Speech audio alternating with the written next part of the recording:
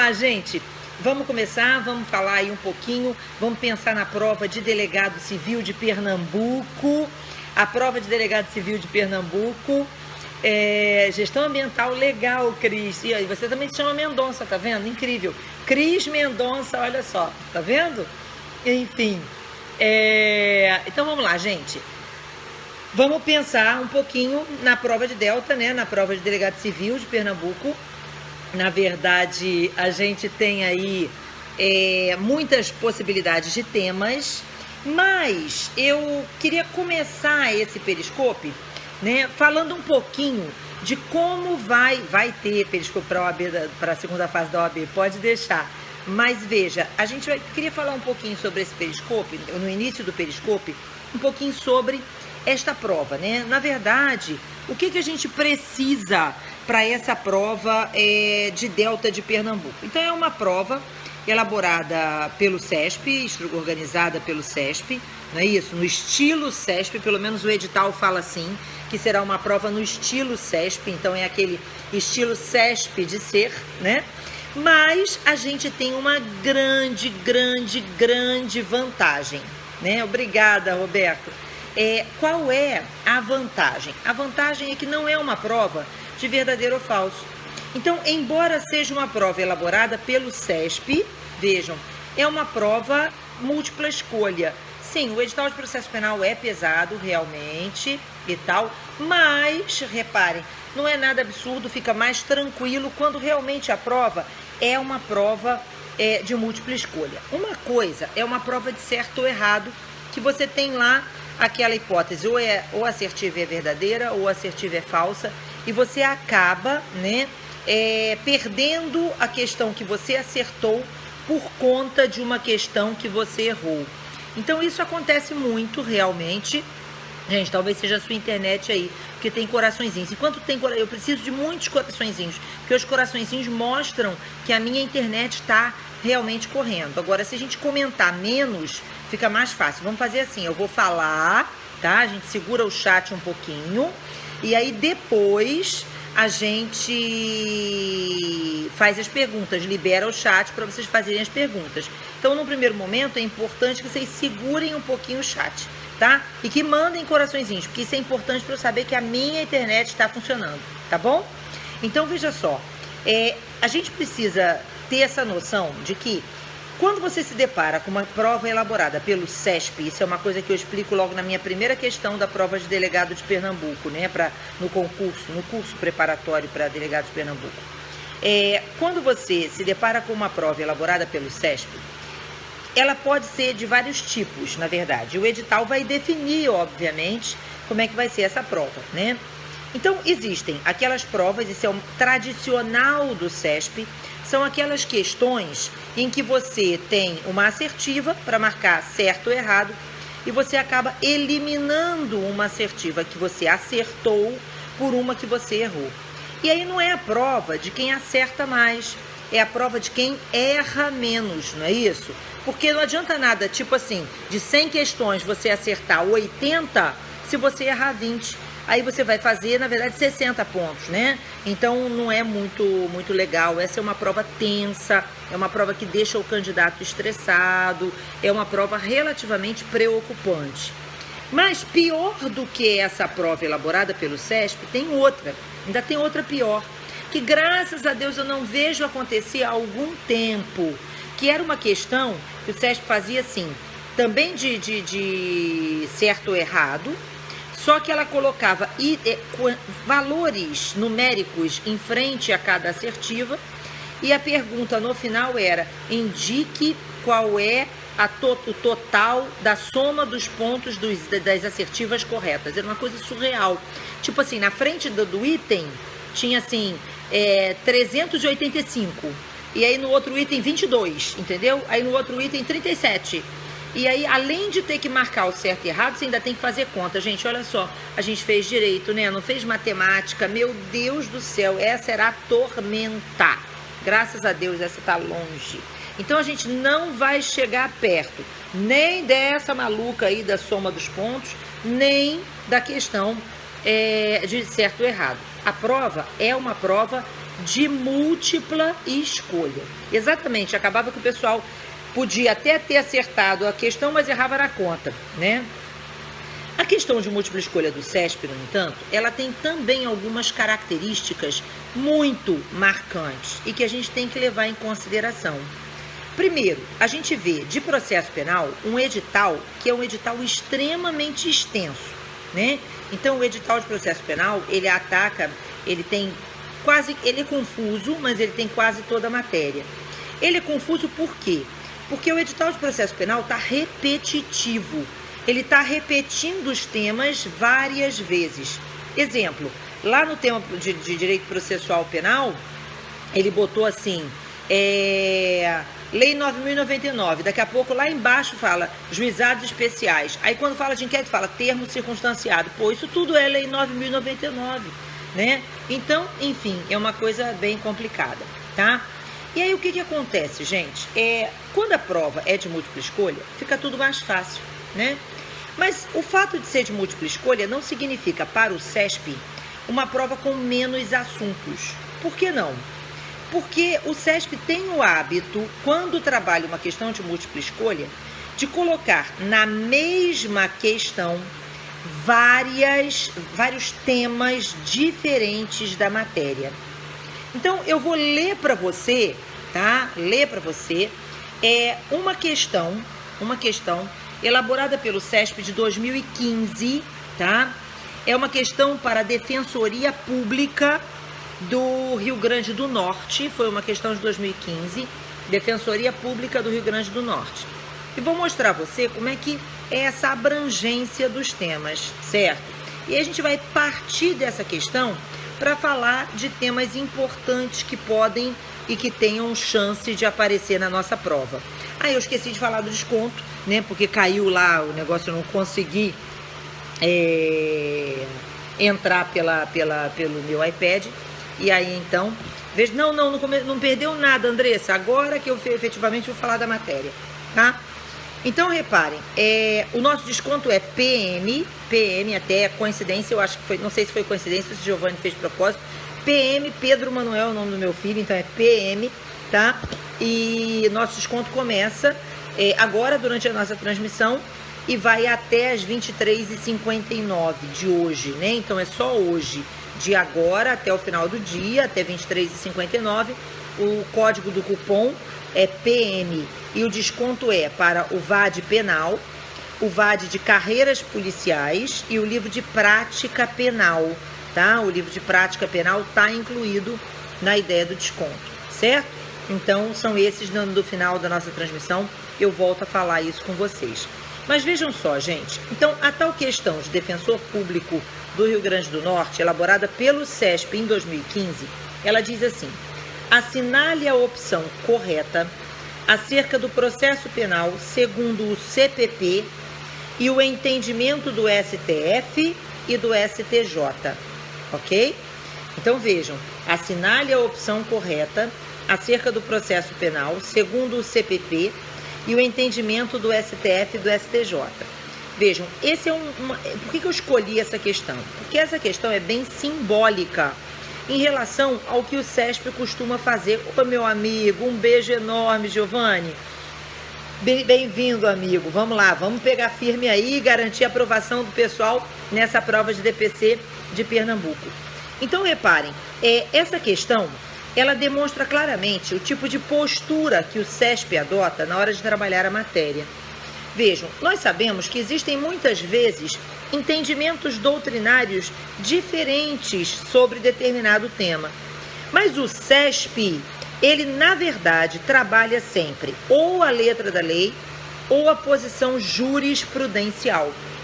Então, se o CESP quer, por exemplo, de acordo com o CPP, ele está perguntando o que a lei estabelece, independentemente, certo? Independentemente de aquilo ser considerado válido, de terem posições divergentes. Vamos segurar o chat, gente, para não ficar travando, tá? É mais importante. Depois, no final, a gente fala, libera o chat, tá?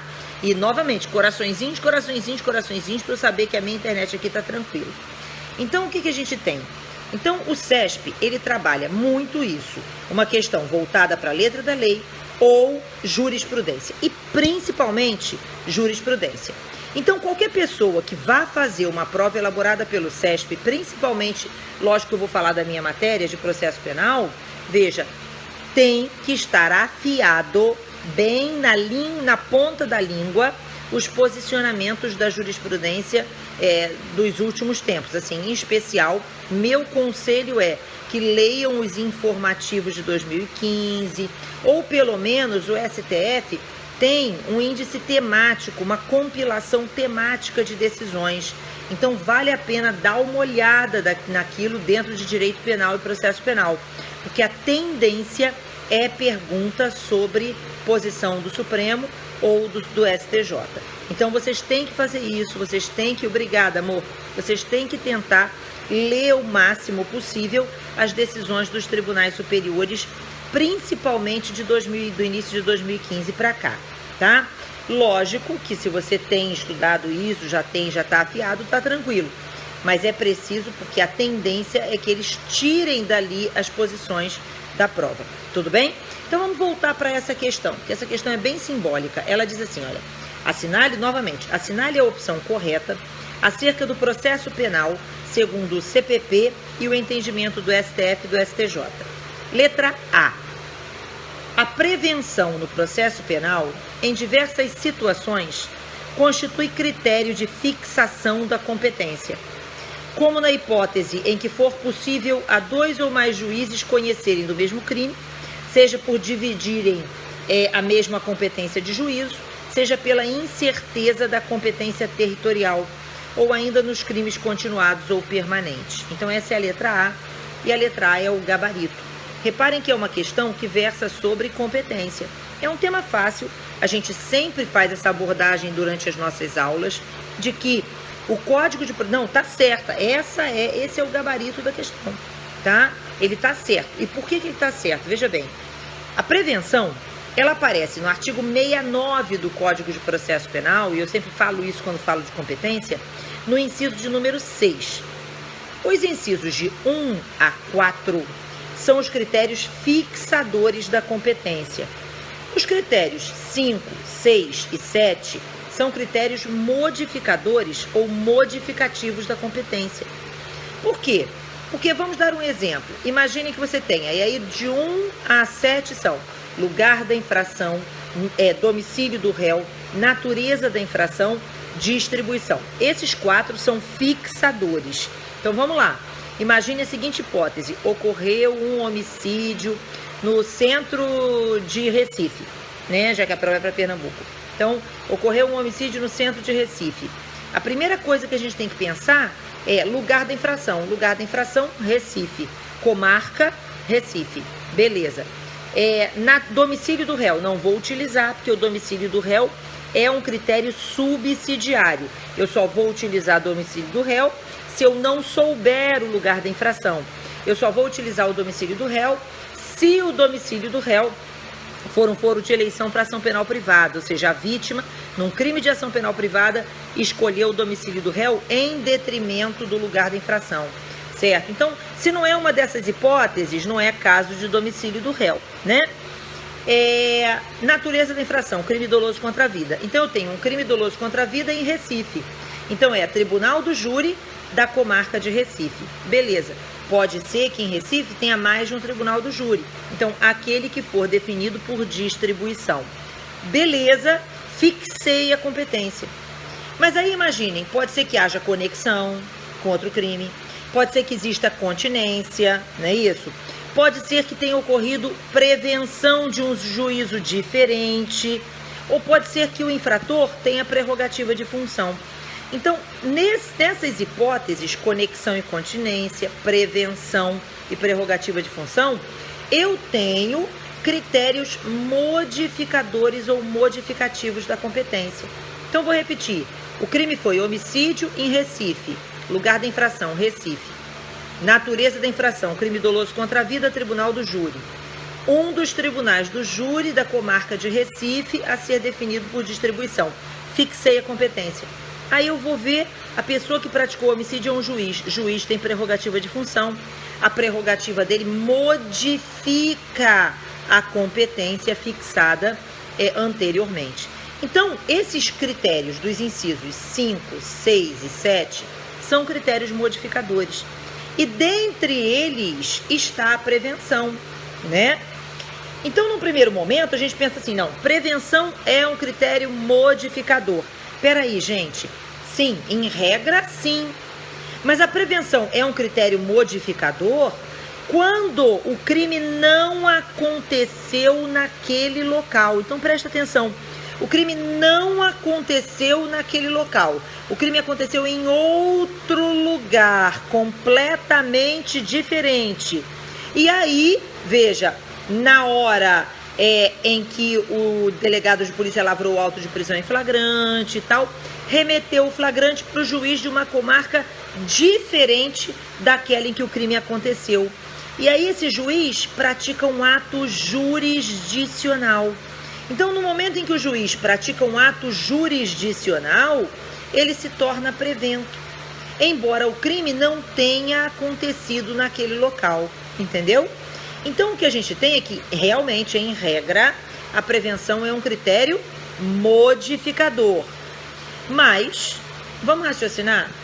Quando a gente pensa na competência pelo lugar da infração, presta atenção, quando a gente pensa na competência pelo lugar da infração, a gente verifica que existem diversas hipóteses previstas na análise do lugar da infração em que a prevenção é a resposta.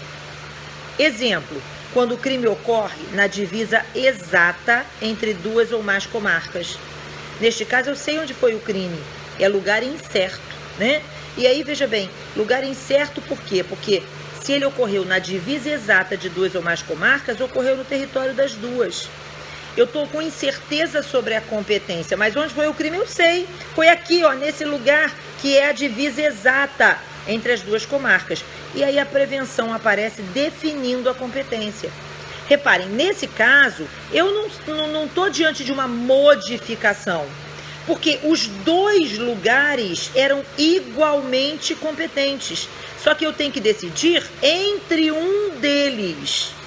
Quando a gente pensa na prevenção como critério modificador, eu penso na prevenção, veja, dando a um juiz, veja, que praticou um ato jurisdicional, a competência para esse processo, mas num lugar onde o crime não aconteceu.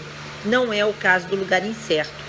Então, quando existe lugar incerto, os dois juízos são igualmente competentes, entendeu? Então, na verdade, a prevenção está dentro do lugar da infração. E dentro, não travou não, é a internet aí. Então, dentro do lugar da infração, veja, eu vou definir a prevenção. Então, lugar da infração é critério fixador. E neste caso, a prevenção aparece como um critério fixador. Quer ver outro exemplo? Num crime permanente ou num crime continuado, né? Vamos dar o exemplo aqui, olha só. Imagine um sequestro, uma extorsão mediante sequestro.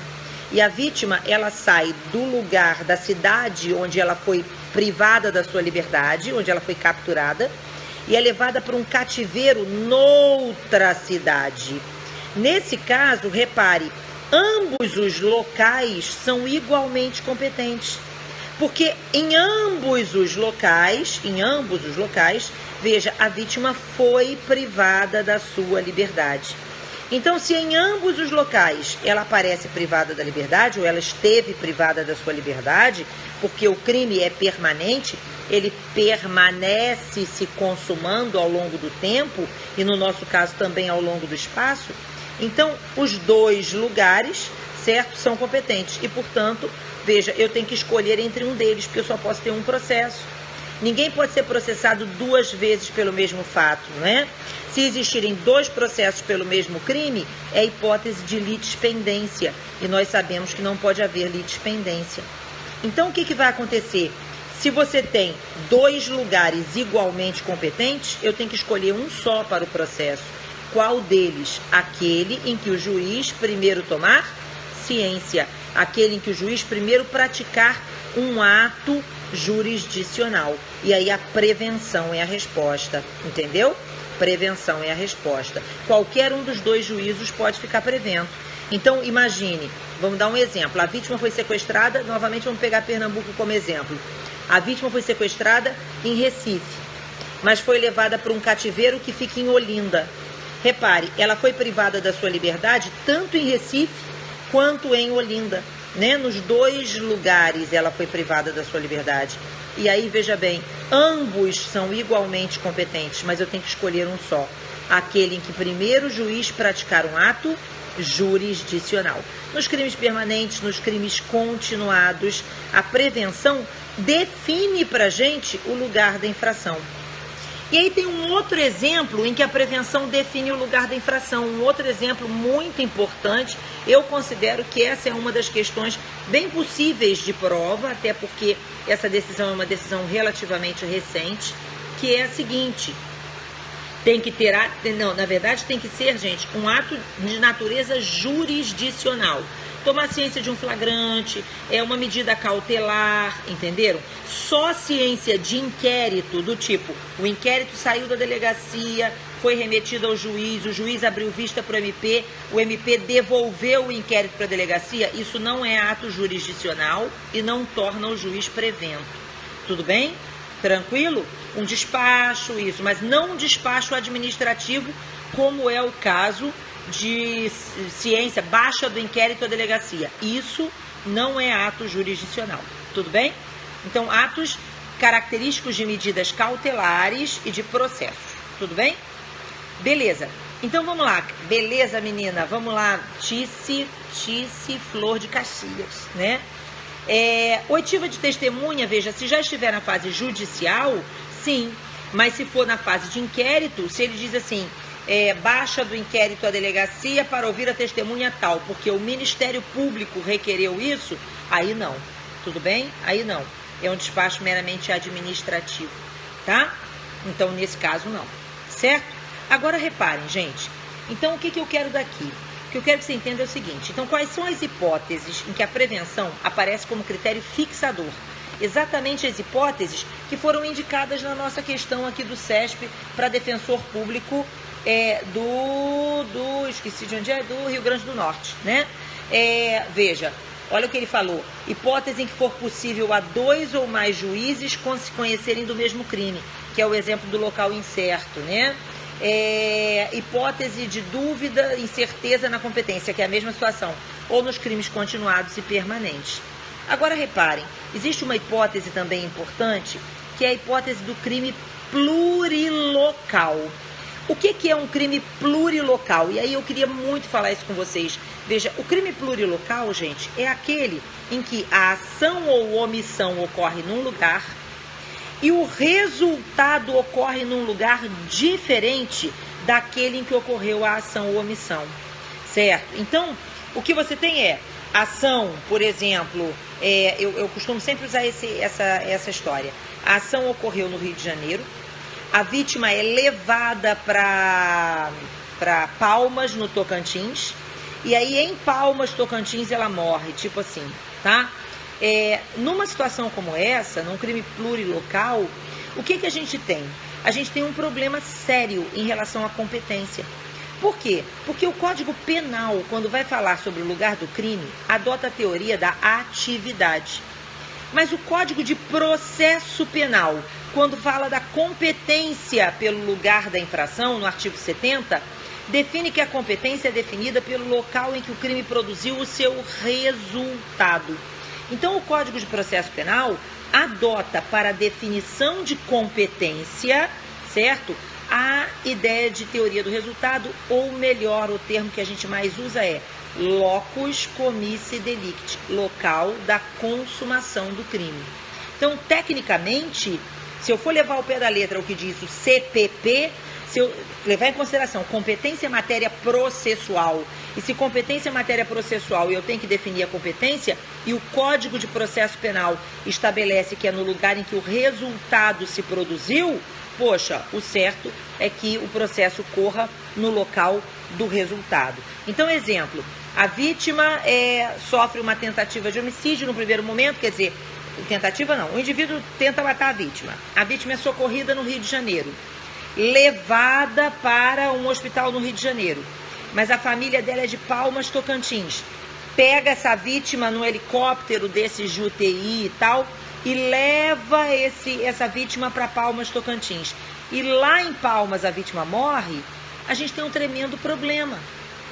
E por que a gente tem um tremendo problema? Porque se eu for seguir à risca o que diz o artigo 70 do Código de Processo Penal, o processo tem que correr em Palmas, Tocantins.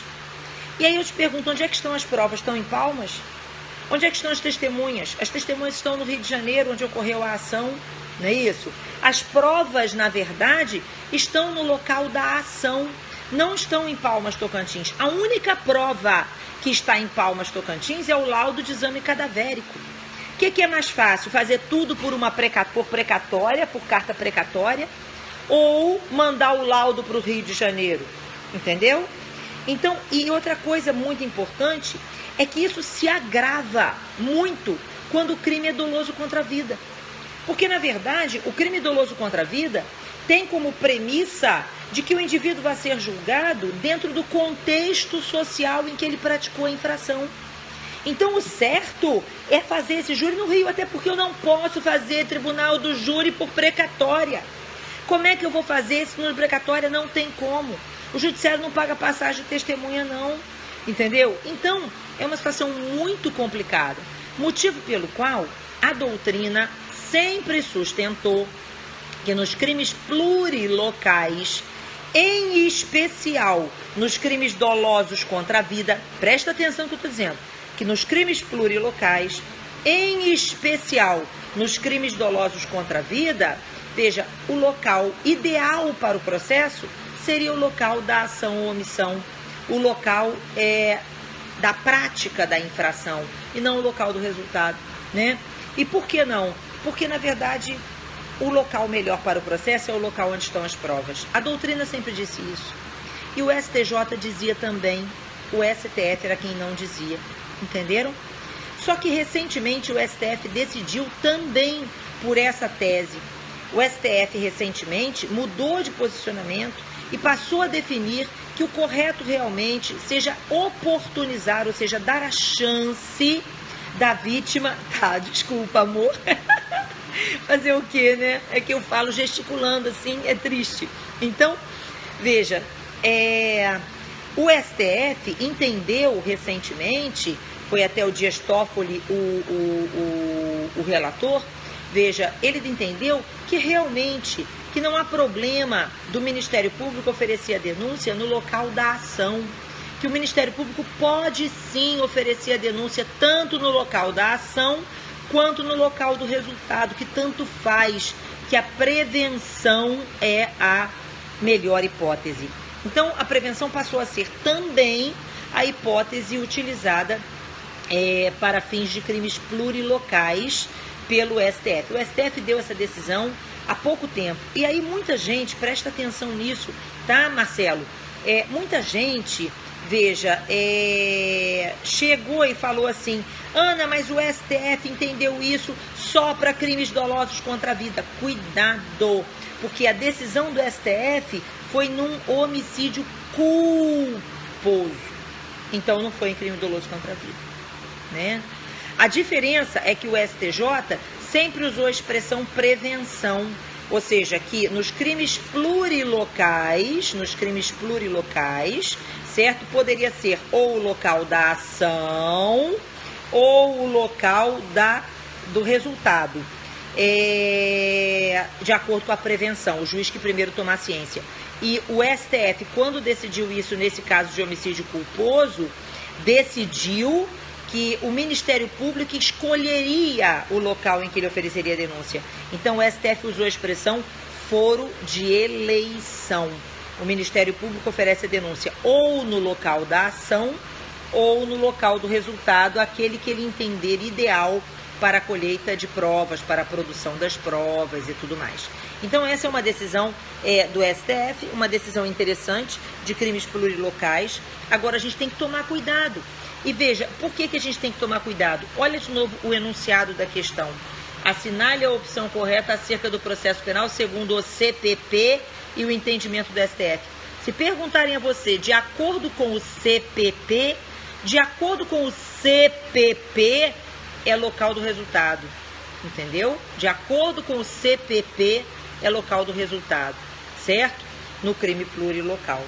Mas fato é, gente, que a letra A, ela tá redonda. É um tema de competência, né? Competência é uma competência por prevenção. Competência por prevenção é competência territorial, que é competência relativa, tá? Letra B de bola. Aí diz a letra B. De acordo com a jurisprudência do STF, é imprescindível a transcrição integral dos diálogos colhidos por meio de interceptação telefônica ou escuta ambiental. Reparem, de novo, não escolhi essa questão à toa. Eu escolhi essa questão de propósito. Por que eu escolhi essa questão de propósito? Porque ela mostra para você como você tem que tomar cuidado com as coisas, né? Realmente existe uma decisão do STF em que o ministro Marco Aurélio, numa ação penal originária, tá? Numa ação penal originária, ele, na verdade, decide que naquele caso concreto, veja, o indivíduo que tinha pedido durante o processo a transcrição integral dos áudios, que naquele caso concreto, onde existia apenas um único réu e tudo mais, caracterizaria cerceamento de defesa negar isso àquele acusado. Mas o fato do Marco Aurélio ter decidido isso naquele caso não significa que passa a ser imprescindível para qualquer caso. A gente tem que tomar cuidado. Existem decisões do próprio ministro Marco Aurélio em outros processos dizendo que não tem que fazer transcrição integral nenhuma, certo? Primeiro, a transcrição integral, gente, quando a gente fala em transcrição integral, não é na delegacia, certo? Quando, veja, o delegado realiza uma interceptação telefônica, lógico, autorizada judicialmente, essa interceptação telefônica, ela só terá, durante o período de investigação, a transcrição daquilo que for importante para a investigação. Até porque, se não fosse assim, eu estaria expondo conversas privadas das pessoas que não poderiam ser expostas, que não têm relação com o fato investigado. Imagine aí, olha só, gente, vamos brincar até, né? Conversa de amante, né? E tudo mais, olha só. Então eu não posso, de jeito nenhum, dizer a você, olha, a transcrição integral do áudio é necessária. Não é. Entendeu? Não é. A transcrição do áudio não tem que ser integral. A transcrição do áudio é apenas daquilo que... Não é a súmula vinculante. A transcrição do áudio é aquilo que é importante para a investigação. Aí, quando a denúncia é oferecida, veja, ao oferecer denúncia, a defesa recebe o conteúdo integral do áudio no áudio. E aí tem PM, P de pato, M de mamãe. Na verdade, acho até que ficou coincidência, sei lá. Meu filho chama Pedro Manuel, então é PM. Tá? Então, veja, o que a gente tem? Então, a gente tem... Essa é a questão importante aqui. Vejam, a transcrição ela não é feita de forma integral, mas o conteúdo do áudio é integralmente disponibilizado para a defesa. E aí a defesa vai, durante o processo, indicar quais são as outras conversas que entende importante de serem transcritas. E aí, com a transcrição dessas outras conversas, tudo bem e tal. Que foi o que aconteceu naquele caso. Nesse caso aí desse deputado, sei lá o quê, veja, numa ação penal originária, era um réu só. E aí esse réu disse que as conversas eram absolutamente importantes e tal. E aí o Marco Aurélio entendeu que naquele caso, como era um réu só, o pedido não era protelatório, não sei o quê, e disse que negar a ele seria cerceamento. Naquele caso, cuidado, porque existem decisões que são casuísticas e elas não se transformam em regras. Então, é imprescindível, dá a sensação de que tem que ser sempre feita a transcrição integral, e não tem. A letra B está errada dessa questão. Questão linda essa. E o que eu quero, no final, eu quero concluir algo dessa questão toda. Letra C. Por isso que eu escolhi no Periscope, para a gente poder trabalhar vários temas ao mesmo tempo, e temas relevantes, escolhi essa questão, né? Vamos chegar lá. Peraí, ó. Segundo a jurisprudência do STJ, são impossíveis, letra C, segundo a jurisprudência do STJ, são impossíveis sucessivas prorrogações de interceptações telefônicas. Impossíveis sucessivas prorrogações, essa aí tá mais do que batida, né, gente? Essa tá batidérrima. Por que ela tá batida?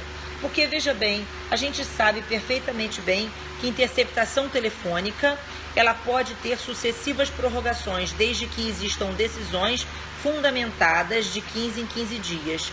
Então, uma interceptação telefônica pode durar 2 anos, ela pode durar 3 anos, ela pode durar 1 ano, certo? Desde que de 15 em 15 dias haja uma decisão fundamentada de prorrogação, lógico, proferida pelo juiz competente, certo? Então, existe possibilidade de 15 em 15, 15 em 15, certo? Ana, eu pergunto a vocês, essa foi uma pergunta que mandaram no plantão de dúvidas outro dia. Se o juiz autorizar uma interceptação telefônica por 20 dias, toda a interceptação é nula ou só os 5 dias finais? Só os 5 dias finais. Então, os primeiros 15 são válidos e a partir do 16º, certo? Aí é prova obtida por meio ilícito, certo? Lei 9296 de 96. Exatamente. Então, está errada a letra C. Vamos ler o resto da frase. Segundo a jurisprudência do STJ, são impossíveis sucessivas prorrogações de interceptações telefônicas, ainda que o pedido de quebra de sigilo tenha sido devidamente fundamentado em razão da previsão legal de prazo máximo de 15 dias para tal medida, renovável por igual período. Então, parte da doutrina, o pessoal que é garantista, sustenta que se a lei fala 15 mais 15, então só 15 mais 15, certo? Mas, veja, esse não é o posicionamento dos tribunais. Existe uma decisão do STJ trabalhando o prazo máximo de interceptação telefônica. Uma única. Na verdade, o que aconteceu era uma investigação em que a interceptação foi de 15 em 15, em 15, em 15, em 15, em 15 e chegou a 2 anos. E aí o advogado do acusado era o César Roberto Bittencourt, todo mundo conhece, né? E aí o César, ele impetrou um habeas corpus no STJ, sustentando que 2 anos era prazo demais. E realmente o STJ entendeu que naquele caso, de novo, gente, olha só, naquele caso, 2 anos era tempo demais. O STJ não disse 2 anos é tempo demais em qualquer interceptação, não. O STJ disse, naquele caso, 2 anos era tempo demais. Porque o que se percebia naquele caso era que, apesar das sucessivas prorrogações e do lapso temporal de 2 anos, até agora não tinha nada colhido, entendeu? Então, na verdade, entenderam que era excessiva aquela interceptação telefônica no caso concreto. De novo, vem a discussão, cuidado com a análise de caso concreto. Tudo bem? Letra D de dado. A notícia anônima sobre eventual prática criminosa por si só é idônea para a instauração de inquérito policial ou a deflagração da ação penal. Atenção, gente, muita jurisprudência sobre denúncia anônima no STF, tudo bem? Muita, tanto no STF quanto no STJ, né? Então eu vou ler para você alguns trechinhos, certo? Dessa discussão da denúncia anônima. Ana, a denúncia anônima pode lastrear uma investigação? A denúncia anônima pode dar início a uma investigação? A denúncia anônima pode dar início a uma investigação que culmine numa ação penal? Sim. Sim. Vou falar isso aí da interceptação se iniciar imediatamente, não se iniciar imediatamente, vou falar. Veja, ela pode. O que não pode é ela ser dissociada de uma investigação mínima. E aí o nosso colega está aí o tempo todo colocando VPI, VPI, VPI, é isso mesmo, VPI, tá?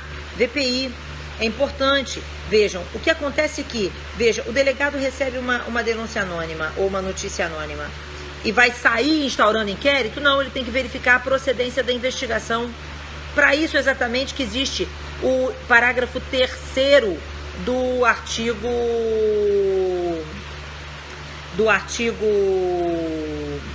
5º do Código de Processo Penal. VPI, veja bem, VPI é o seguinte, é complicado VPI, porque a VPI, ela é um procedimento que algumas polícias adotam antes do inquérito. Isso não é admitido pela doutrina e pela jurisprudência. Não se admite um procedimento pré-processual. Já existe o inquérito, entendeu? Mas o próprio Código de Processo é quem nos traz a noção da VPI. Porque o Código de Processo Penal, ele diz assim, lá no artigo 5º, né, que quando uma pessoa qualquer do povo der informação da prática de um crime, o delegado deverá verificar a procedência da informação. Verificação da procedência da informação. Então, VPI sai daqui. O Código de Processo, ele imagina essa situação. É lógico, gente, que em 1941, né, o delegado levantava da cadeirinha, sabe, e ia lá verificar na hora, né? Hoje em dia não tem como. Então, uma pessoa chega na delegacia, traz a informação da prática de um crime, o que se espera do delegado? Tudo bem que ele verifique a procedência da informação, abre-se um procedimento, mas ele vai ouvir essa testemunha, vai ouvir uma pessoa, vai procurar saber, vai realizar os atos investigatórios primários, né? Até para definir se o crime aconteceu ou não. Pode ser uma denunciação caluniosa, né? Então, é importante, daí a preocupação com a denúncia anônima. É importante que se apure a veracidade daquela informação. Existe realmente chance desse crime ter acontecido? Então o delegado precisa realizar aqueles atos mínimos de confirmação da necessidade da apuração criminal, né? O que o pessoal não aceita na doutrina não é que o delegado verifique a procedência da informação, ele tem que verificar a procedência da informação. E é lógico que ele vai precisar instaurar um procedimentozinho para isso, né? E tal. Mas o que não é possível é ficar arrastando esse negócio sem instaurar o inquérito. E usar isso como uma burla à obrigatoriedade de instauração do inquérito policial, né? Então, porque acontece muito, sabe? Assim, aquela coisa, pega uma graninha daqui, pega a graninha dali. Infelizmente, tem gente errada em tudo quanto é profissão, né? E aí, o que acontece? A gente acaba tendo um procedimento desnecessário e protelatório da instauração oficial do inquérito. Isso é que não é possível, entendeu? Mas verificar a procedência da informação tem que ser feito. E é isso que a jurisprudência diz. Olha o que o STF fala sobre isso.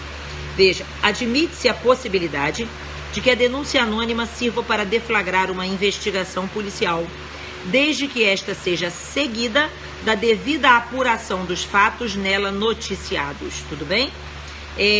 Não há nulidade automática. Não, isso é outra coisa. Aí vamos lá. Segundo precedentes do STF, nada impede a deflagração da persecução penal pela chamada denúncia anônima, desde que esta seja seguida de diligências realizadas para averiguar os fatos nela noticiados. De novo, a mesma coisa, entendeu? E aí, olha só essa parte final aqui. No caso, tanto as interceptações telefônicas quanto as ações penais que se pretende trancar decorreram não da alegada notícia anônima, mas das investigações levadas a efeito pela autoridade policial. Então, o que não pode é o delegado pegar uma denúncia anônima, só essa denúncia anônima, e meter o pé na porta numa busca e apreensão, sem autorização, entendeu? Tipo assim, recebeu uma ligação anônima, dizendo assim, na casa tal tem traficante. Aí o delegado vai pra lá, mexe o pé na porta e entra. Olha só, meu filho, prova ilícita. Não pode.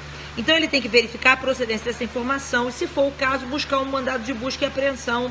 Se ele não tem lá a certeza de que lá dentro realmente existe chance de que lá dentro tenha droga e tudo mais, aí tudo bem, certo? Sim, se ele fizer corpo mole, pode fazer um requerimento, um recurso administrativo para a chefia de polícia. Entenderam? Então, é isso que eu queria mostrar. Essa questão da denúncia anônima sempre vai ter chance na nossa prova de delegado, tá? E, finalmente, a competência na hipótese de crime continuado ou permanente praticada em território de 2 ou mais jurisdições é fixada pelo lugar em que se praticar o maior número de infrações. Olha só, gente, 2 coisas que a gente precisa entender numa questão de múltipla escolha. Olha para essa questão. A letra E e a letra A são contrárias. Porque na letra A está dizendo que quem define a competência no crime continuado e permanente é a prevenção. Na letra E está dizendo que é o maior número de infrações. Olha só, meu filho. Então, ou é uma ou é outra, né? Não dá para ser as duas. Então, uma questão de múltipla escolha tem essa vantagem. A gente tem que ler até a letra E. Então, se você tem, veja bem, 5 assertivas, você tem que ler todas, eliminar as absurdas. E aí, normalmente, você vai ficar com 2 desgraçadas. Às vezes, a questão te ajuda. Ela traz na própria questão elementos que derrubam a outra letra. Por isso eu escolhi essa questão, né? Além disso, olha só, a questão fala de temas diferentes, que não tem nada a ver. Não é assim do tipo, sobre a ação penal, responda. Entendeu? É isso, todos os itens tratam do mesmo tema. Não é assim. Então, o SESP costuma mesclar os temas, de forma a abrir o leque e garantir um maior número de cobrança em termos de matéria, né? Em termos de matéria, tá? Agora vamos para as 2 perguntas que me fizeram aí, que são 2 perguntas interessantes. A primeira é a competência no falso sequestro, né? A competência no falso sequestro. A pessoa que telefona para casa por um número de telefone e aí finge que tem lá um familiar daquela pessoa que está ao telefone sequestrado, né? Então, na verdade, o crime, gente, ele, em tese aqui, é um crime de extorsão, não é um crime de sequestro, né? É um crime de extorsão. E a extorsão, ela se dá, a consumação se dá pelo... mexeu muito com direito processual penal. Então, veja, a extorsão, ela, na verdade, tem a sua competência definida, veja, exigir vantagem no momento da exigência, o crime está consumado. O problema é, qual é o momento da exigência? É o local onde o indivíduo se encontra, o indivíduo que pede a vantagem, que exige a vantagem, ou o local em que está a vítima e que é o local em que a vítima se sente exigida. O entendimento da jurisprudência é que é o local em que a vítima se sente exigida. Tudo bem? Então, o local onde está a vítima, onde ela recebeu a ligação, é o local competente para o processo de julgamento. Tudo bem? A outra pergunta é se a interceptação telefônica tem que começar imediatamente após a autorização judicial. Existe também um precedente. O que aconteceu foi o seguinte: o juiz autorizou para a Polícia Federal uma interceptação de telefone numa investigação e parece que começou uns 20 dias depois da interceptação. Então, durante aqueles primeiros 20 dias depois da decisão judicial, o telefone não foi interceptado. E a interceptação só começou um tempão depois. E aí, lógico que depois a defesa sustentou de que a interceptação era ilícita e tal, papapá. O Supremo entendeu que não é ilícita, não. E por que não? Entendeu que naquele caso concreto havia razoabilidade para a demora no início daquela interceptação telefônica. Porque, na verdade, era uma greve da Polícia Federal. A Polícia Federal estava em greve. E com os policiais em greve, não havia condição, certo, de iniciar as escutas logo após a autorização. Então, o Supremo entendeu que, naquele caso, existia justificativa razoável para protelar aí o início da interceptação, certo? Agora, tem que ter justificativa razoável, não é a polícia comeu mosca, dormiu com a autorização em cima da mesa, entendeu? Aí não, tá? Então, ali no caso, o Supremo entendeu que a justificativa era plausível, tá? Pois é. Ah, tudo bem. Gente, então era isso. Não, na verdade, da autorização, o que aconteceu foi o seguinte: o juiz autorizou, exemplo, vamos imaginar que o juiz autorizou no dia 1º, tá? Ele autorizou a interceptação telefônica no dia 1º. Tecnicamente, ela devia começar logo em seguida, né, da autorização judicial. Mas a polícia só iniciou o grampo, só iniciou a medida, o cumprimento da medida, uns 20 dias depois, tipo dia 20, eu não me lembro exatamente qual era o prazo, tá? Tipo assim, dia 20, né? Bem depois. E aí, quando a defesa pegou o processo lá na frente e tudo mais, a resposta é letra A, tá? Da questão, a resposta é letra A. Então, o que aconteceu lá na frente foi que a defesa sustentou que a interceptação telefônica só havia se iniciado muito tempo depois do prazo em que ela deveria ter ocorrido e que a prova seria uma prova ilícita, certo? Serve, tá? O VAD bonitão de 7ª edição serve para discursiva, serve, tá? Então, o Supremo chega para lá na defesa e disse que não, que naquele caso havia justificativa razoável para a medida. Gente, eu não vi o edital em relação à discursiva, se ela vai ou não poder usar o código. Não sei se Giovanni ainda está aí, se ele vai poder. A letra é a letra A, tá? A letra A é assim, ó, da questão.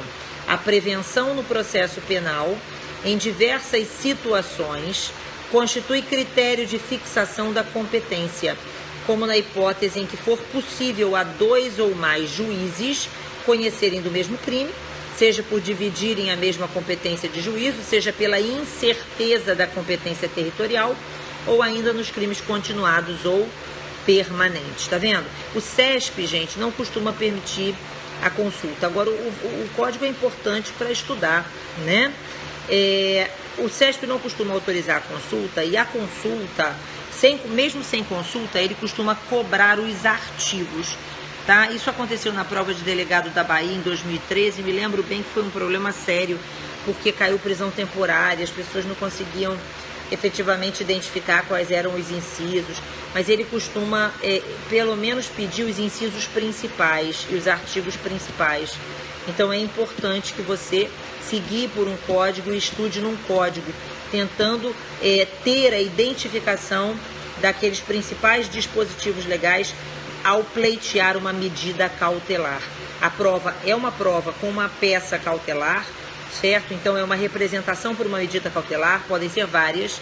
Obrigada, amor. Então você pode ter aqui uma representação por interceptação telefônica, pela prorrogação da interceptação telefônica, por uma escuta ambiental, por um sequestro de bens, por uma busca e apreensão, por uma prisão temporária, por uma prisão preventiva, certo? Por uma interceptação de suportes telemáticos, né?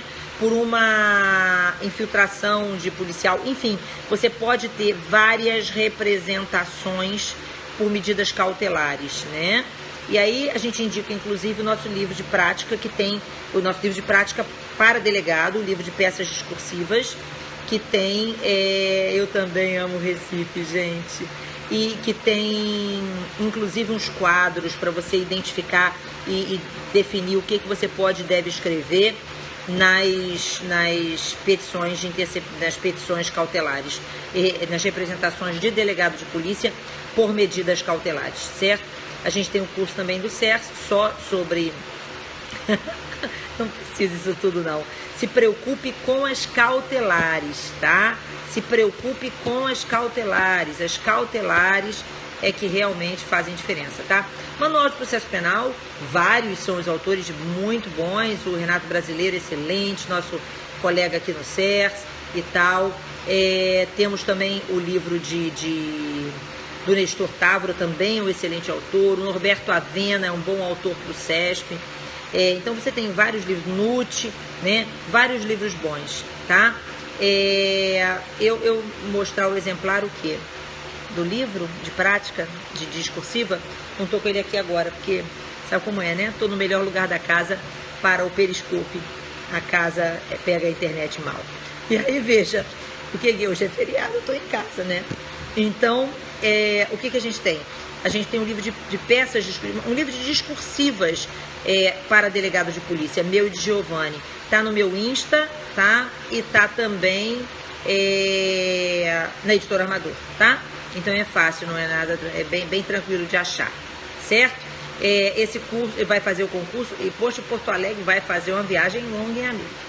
Vai fazer longe, no Crato, Ceará, que lindo, tá? Obrigada, Vitória Espírito Santo. E aí, pessoal, vamos lá, vamos ver quem mais. Agora, beijos mil. Agora eu vou descansar, amanhã eu vou ter que trabalhar, vai em caravana, pô. M. Dutra, Colorado, irei de Rondônia para Pernambuco. Meu Instagram é @professora Ana Cristina, tá? No professora Ana Cristina, tudo por extenso, né? Junto. No Facebook você encontra minha página por Ana Cristina Mendonça. Você procura, escreve Ana Cristina Mendonça, você vai me encontrar. Segue a página, porque a gente faz sorteio, a gente dá dica todo dia e tal. E aqui no Periscope é Ana Cris Mendonça, sem o cedilha. Ana Cris Mendonça, tá? E eu tenho um site também, anacrismendonça.com.br, sem o cedilha, né? E é isso, gente. Sou casada. Aliança o tempo todo, né? Mas assim, Recife, Tácita querida, Tácita concurseira DPC-RJ.